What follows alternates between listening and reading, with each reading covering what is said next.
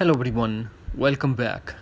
If the Spotty is not working on your iPhone and iPad after the update of iOS 17, then do the following steps. So, without wasting any time, let's get started, and before start, please do like, share and subscribe. The first thing that we have to do, we have to launch settings. Here, we have to tap on General and tap on background app refresh, tap again background app refresh and select Wi-Fi and mobile data. After that we have to go back to settings, scroll, find and tap on Safari. Here we have to tap clear history and website data and tap again clear history and data to confirm.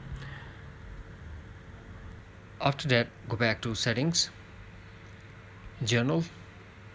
Here we have to tap on VPN and device management, tap on VPN and disconnect the VPN if it's connected. Then go back to General, tap date and time and make sure that set automatically is enabled. Back to General, transfer reset iPhone, tap reset network settings, put iPhone passcode and tap again reset network settings to confirm. Then go back to General as well, tap on software update and update your iPhone to a latest iOS version if available. After that, also refresh the internet connection.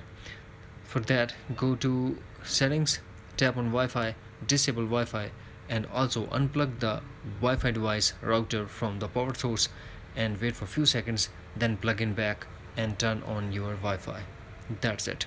Hopefully friends, you found this video helpful, so please do like, share and subscribe. Thanks for watching. Take care. Bye bye.